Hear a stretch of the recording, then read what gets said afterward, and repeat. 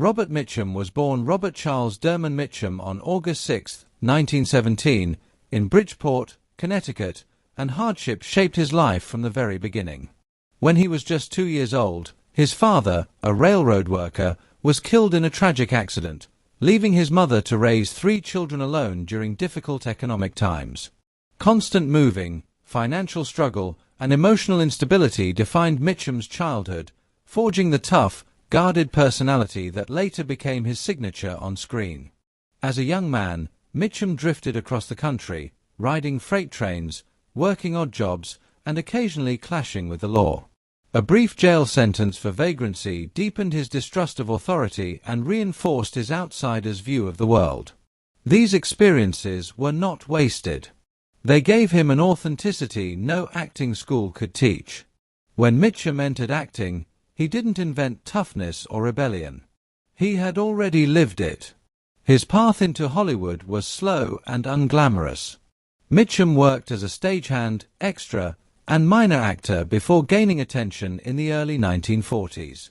His breakthrough came with the story of G.I. Joe in 1945, where he played the weary Lieutenant Bill Walker. The role earned him an Academy Award nomination and immediately set him apart.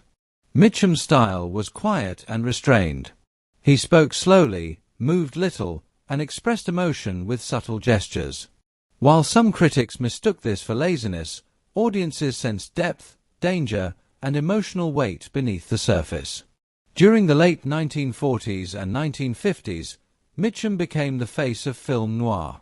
Movies like Out of the Past established him as the ultimate anti-hero, morally ambiguous, haunted by the past, and fully aware of his own flaws. Mitchum never tried to make his characters likable. He challenged viewers to understand them. Despite his success, he openly mocked Hollywood's seriousness, once claiming acting was not very hard work.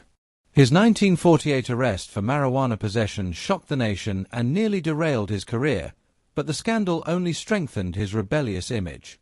Mitchum later proved his range in westerns and thrillers. In The Night of the Hunter, 1955, he delivered one of cinema's most terrifying performances as a false preacher hiding pure evil behind religious words. In Cape Fear, 1962, he played a sadistic ex-con driven by revenge, terrifying audiences with his slow, relentless menace. As he aged, his performances grew heavier and more reflective, carrying a quiet sense of regret and weariness. Off-screen, Mitchum's life was complicated. He married Dorothy Spence in 1940, and their marriage lasted nearly 60 years, an extraordinary length in Hollywood. They raised 3 children, but the relationship was far from faithful. Mitchum had numerous affairs and showed little concern for conventional morality.